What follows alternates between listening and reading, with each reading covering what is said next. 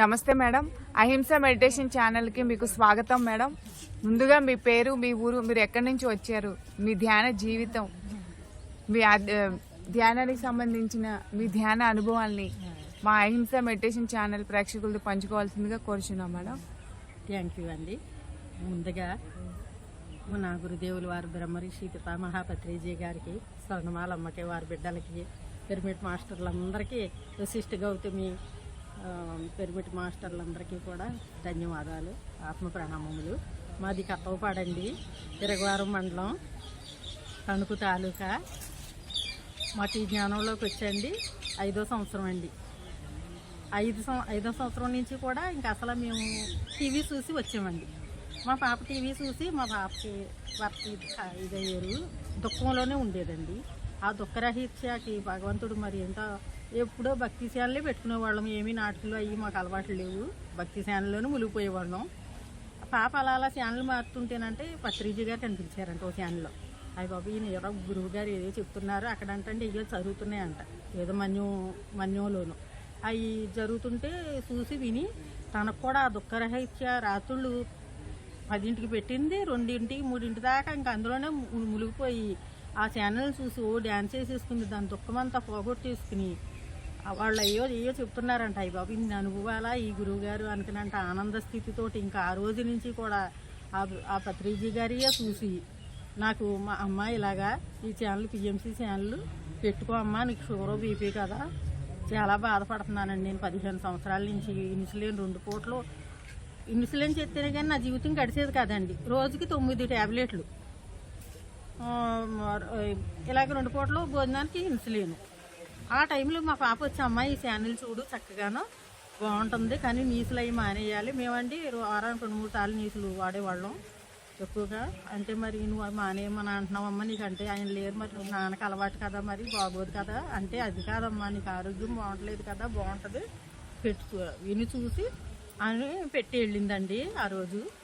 అంతే ఇంకా చూసాను, అందులో ఎవరో పిఎంసి ఛానల్లో ఎవరో ఆవిడ నా మందులన్నీ బయటపడేసాను. నాకు ఎంతో బాగుందంటే సరే ఇది బాగుంది కదా అనుకుని నేను కళ్ళు మూసుకుని అలా జ్ఞానం చేస్తుంటే ఒక కంట్లోంచి జ్యోతి వచ్చి శివుడు కనిపించండి. నాకు ఆనందం వచ్చేసి ఇంకా సరే ఆవిడ అలా పాడేసిందంటే నేను కూడా 15 సంవత్సరాల నుంచి ఈ కుళ్ళు బతికి ఎందుకు, ఈ మందుల బతికి ఎందుకు, ఈ మందులను తొలగించుకుని నేను ధ్యానం చేసుకుంటాను అనుకునండి. ఆ రోజు నైట్ నుంచి ఇంక మొదలుపెట్టాను. ఇంకా ఏకదీక్షగా ధ్యానమేనండి 24 గంటలు. తెల్లారి ఆదివారం మా వారు అన్నారు చేపనా అన్నారు. చేప నేను ఇప్పుడు అలా ఎదిరించేదాన్ని కదండి ఆయన్ని. చేప లేదు ఏమీ లేదు, నేను మీరు తెస్తే చెయ్యను వండను, ఇక నుంచి నేను తిన్నాను, బయటికి ఇస్తాను అన్నానండి. అంతే మా వారు కూడా నువ్వు మానేస్తే నేను మానేస్తాను, నువ్వు బాగుంటే అంతే కదా నాకు చాలు, నేను మానేస్తానని మానేసారండి. ఆ రోజు నుంచి ఇద్దరం కూడా మేము జ్ఞానులు అయ్యామండి. మా అజ్ఞానం అంత ఇది వరకు జీవితం అంతా గత జీవితం, అదంతా జీవితం కాదండి. 55 సంవత్సరాలు జీవించాను, అది అసలు జీవితమే కాదు, అసలైన జీవితం ఇప్పుడు దొరికింది నాకు. ఆనందం ఇంకా అసలు నాకులాగా అందరూ ఆ నైట్ మానేసానండి. ఇంజక్షన్ చేస్తాను రా అన్నారు. అంటే నాకు ఇంజక్షన్ వద్దు, ఏమొద్దు, ఉంటే ఉంటాను, గురువు గారు ఉంచుతారు, లేదా వెళ్ళిపోతాను హాయిగా, నాకేముంది ఇంకా పిల్లలు పెళ్ళిళ్ళు అయిపోయింది, ఉంటే గురువు గారితో ధ్యానం చేసుకుని తిరుగుతాను అనుకున్నాను. అంతేనమ్మా ఇంక మళ్ళీ నేను 8 నెలలు 9 ట్యాబ్లెట్లు పక్కన పడేసాను, 2 పూటలు ఇంజక్షన్ పక్కన పడేసాను. అంతకుముందు ఏది తినాలన్నా ఇది షుగర్, అది తినకూడదు, ఇది తినకూడదు అనుకునేదాన్ని. ఇప్పుడు అలా కాదు, ఇంకా నా ఆత్మకి ఏది కావాలంటే తినేస్తున్నాను, 2 పూటలు భోజనం చేస్తున్నాను, ఇంకా జీవితాన్ని వదిలేసాను.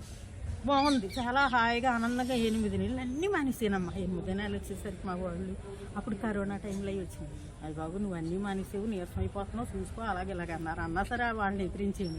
ఒక రోజు భయపడి వాళ్ళందరూ అలా అన్నారంటే ట్యాబ్లెట్లు వేసుకున్నా ఆత్మకు తెలిసేస్తుంది, ఎందుకు వేసుకున్నావు అని. వాళ్ళు లాగేస్తున్నాయి. చక్కగా ఉండేదాన్ని మళ్ళీ వేసుకున్నావు, మార్పు వచ్చింది.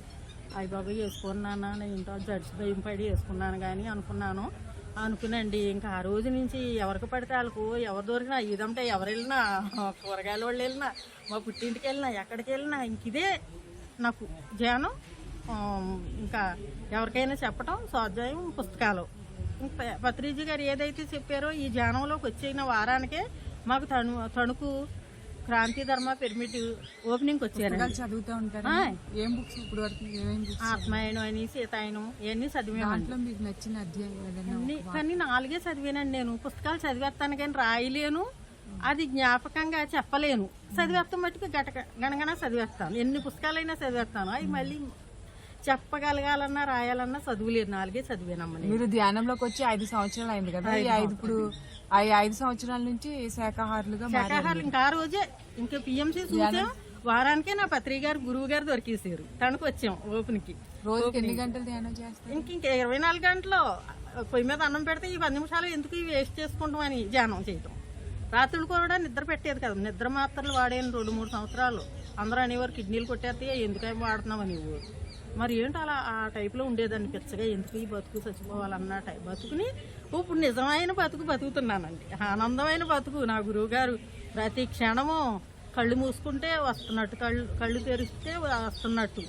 ఏది తినాలో ఏది తినకూడదో ఆయన్ని అడుగుతాను. నాకు ఏది అవసరం అది ఇప్పించు, నా ఆత్మకి, నా ఇంట్లో ఏముండాలో అవి ఇప్పించు అని. ఒక గుడ్డు కానీ అప్పటికి మా ఇంట్లో 4 గుడ్లు ఉంటూ గొడవతలు పడేసాను, ఎవరికి ఇవ్వకూడదు అంటున్నారని. ఇంకా మా ఇంటికి వచ్చిన వాళ్ళు ఎంత ఎలాంటి వాళ్ళు వచ్చినా మేము పెట్టాం, మేము తినమండి. ఎక్కడికి వెళ్ళినా మేము మా పద్ధతిలో మేము ఉంటాం. మేము చేసిందే వాళ్ళని కూడా చేయమని చెప్తామండి. వాళ్ళు కోపం వచ్చినా కొంతమంది వింటారు, కొంతమంది అమ్మ మోతిని పట్టుకెళ్తుంటే అత్తమానికి ఇయ్యే చెప్తుంది అన్నట్టు ఉంటారు. వాళ్ళకి తెలియకుంటున్నారు కదా అనుకుంటానండి. కానీ ఇంత అందమైన జీవితం ఇచ్చిన నా గురుదేవుల వారు పత్రిజీ గారు, ఆయన రుణం మనం అసలు తీర్చుకోలేము. అప్పుడు కొన్ని గ్రామాల్లో పల్లెటూళ్ళల్లో అమ్మవారి పేరు చెప్పి బలులని, జంతు బలులని ఇస్తా ఉంటారు. మేము అమ్మవారికి మొక్కుకున్నాం, కోండి మొక్కుకున్నాం, గొర్రెని ఇస్తాము, మేకను ఇస్తామని. అమ్మవారి బలి కోరుకుంటుందంటే అలాంటి చోట్ల మీరు ఏమన్నా ఖండించారా? మా ఊళ్ళోనే, మా ఈదులోనేనండి ప్రతి సంవత్సరం ఓ జాతర అంటే ఓ ఏటలో ఇవన్నీ వేసేసేవారు. మా చుట్టాల బంధువులని అందరినీ కూడా నైవేద్యం పెట్టండి, అంతవరకే కానీ ఏమి ఇవ్వకండి, బూర్లు పెట్టండి, కొబ్బరికాయ కుట్టుకోండి, అమ్మవారు ఏమో అడుగుతులేదు, పెట్టాలి అమ్మవారు ఏమో అడుగుతులేదు అని చెప్తామండి. వినేవాళ్ళు వింటున్నారు, చక్కగా పాటిస్తున్నారు. మా పుట్టింటోళ్ళు, మా అన్నదమ్ములకి అందరికీ చెప్తున్నానండి. వినేవాళ్ళు వింటున్నారు. బయట తెచ్చుకున్నాము, ఈ సంవత్సరం తెచ్చుకోలేదు. కనీసం ఒక్కరు విన్న ఒక జీవిని మీరు బ్రతికించారు అని అంటుంటే వింటున్నారండి. చాలా మా చుట్టుపక్కల వాళ్ళు కూడా మమ్మల్ని చూసి 30 మంది జ్ఞానులు అయ్యామండి. మా పాప మా ద్వారా 30 మంది జ్ఞానులు అయ్యాం. 41 రోజు ఆ సంవత్సరంలో గుళ్ళో పెట్టాము, 41 రోజు. మళ్ళీ తర్వాత మొన్న దుర్గమ్మ గుళ్ళో పెట్టామండి. అలా ఊళ్ళో అంటే పల్లెటూళ్ళు వెళ్ళి కూడా చెప్తున్నామండి. మా పాప వస్తుంది ఇప్పుడు. మీ ఊర్లో పిరమిడ్ ఉందా? లేదండి, అదే కావాలని కోరుకుంటున్నామండి. ఒక ఆవిడ డొనేషన్ 1 లక్ష రూపాయలు ఇస్తాను నేను పిరమిడ్కి అన్నారు. మన 41 జ్ఞానాలు ఇక్కడికి వస్తారు. సుబ్రహ్మణ్యం గారని వాళ్ళ అత్తయ్య గారు, వాళ్ళు ఉన్నతమైన వాళ్ళండి. అలా చెరువు వెనకాల ప్లేస్ ఉంది, ఎవరన్నా ఇస్తే బాగుండు, అలాగా ఇస్తే చక్క కట్టించుకుందాం, ఇలా డొనేషన్లు అడిగి అనుకుని మా ప్రయత్నం అండి. ఆనందం. అలాగే ఫస్ట్ సంవత్సరం విరాళాలు అడిగితే 7,000 చిల్లర వచ్చినాయండి. నిరుడు కూడా అలాగే 7,000 దాకా. ఈ సంవత్సరం 5 అంటే అత్తమాను అడగలేం కదా, కట్టాలి అడిగామండి, ఇచ్చారు.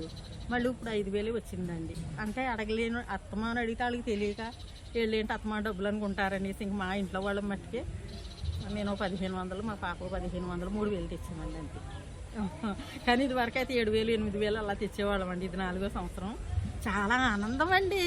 ఎప్పుడు వచ్చేద్దాం ఫస్ట్ రోజు వచ్చేసేవాళ్ళం అండి. అటువంటిది మా జ్ఞానుల అమ్మాయి పద్మశ్రీ అయిందండి, పేకేరు. ఆ అమ్మాయి సంవత్సరం గురించి వాళ్ళు పెద్ద గ్రేట్ మాస్టర్స్ అండి. వాళ్ళ ద్వారా మేము జ్ఞానంలోకి వచ్చాం.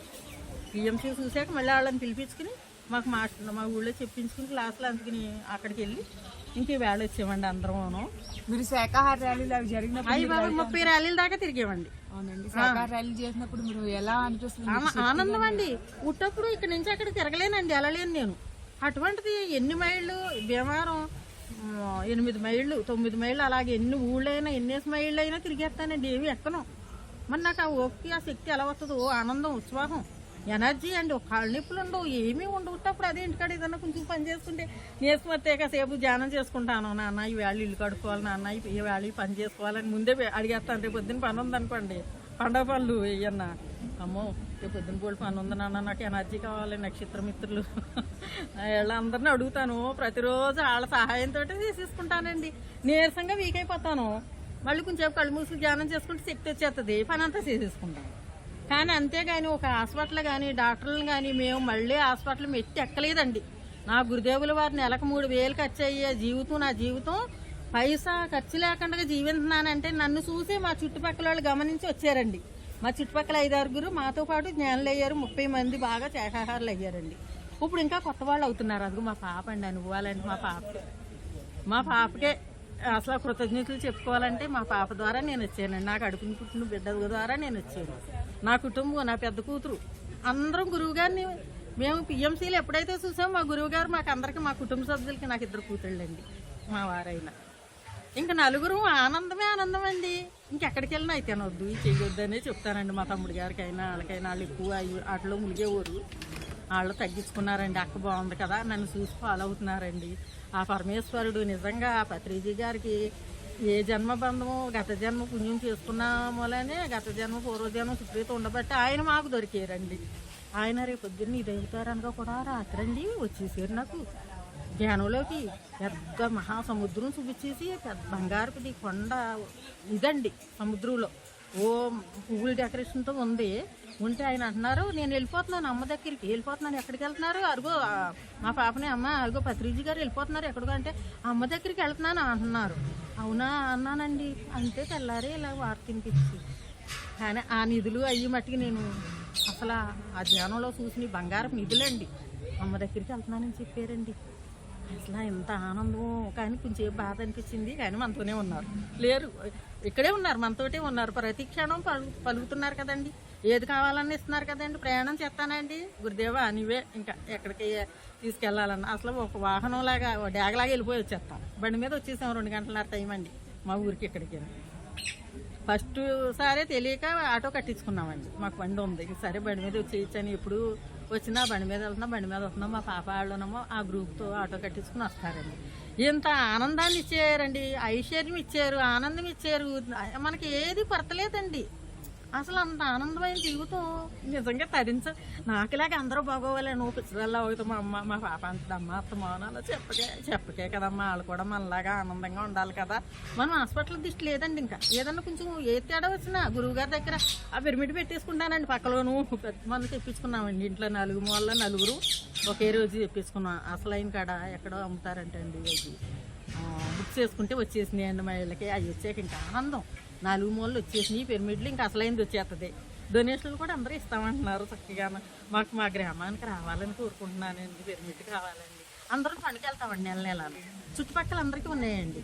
ఏంటి అదేదో ఊరండి చుట్టుపక్కల పేకేరని పెనుమెండ్రని పేరుపాలెవండి. ఎక్కడ ఏ తెలిసినా మాకు వెళ్ళవలసినంత వరకు వెళ్తామండి. అరుణాచలం వెళ్ళామన్నా. అరుణాచలం ఇది 3వ సారి అండి. ఇది వరకు బస్సుల్లో తిరిగామండి యాత్రలో. ఇప్పుడు నడిసి ప్రదర్శన చేసామండి కాళ్ళనాడక చుట్టూను.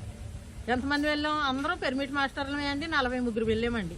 పిరమిడ్ ఆయన ఏంటి జగదీష్ గారు పత్రిజీ గారు జగదీష్ గారు బృందం అదినండి అయింది. ఏంటంటారు ఆయన దగ్గరే ఉంటే ఆయనే భోజనాలు అన్నీ కూడా ఇంత అని కడితే మళ్ళీ వచ్చేటప్పుడు కూడా ఇచ్చేసారు అమ్మాయితో డబ్బు అని. అసలు 5,000 అవుతాయి అనుకున్నాయి 3,000కి వచ్చేసామండి ఒక్కొక్కడం. 5 రోజులు ఉన్నామండి. ఆయన ఎన్ని చూపించేశారో. మళ్ళీ సంవత్సరం కూడా ఎప్పుడు వచ్చేస్తుంది వెళ్ళిపోవాలి కార్తీక మాసం. మళ్ళీ మన పిరమిడ్ మాస్టర్ల దగ్గరికి వెళ్ళాలి, కొత్త వాళ్ళని తీసుకెళ్ళాలి అనే సంకల్పం అండి.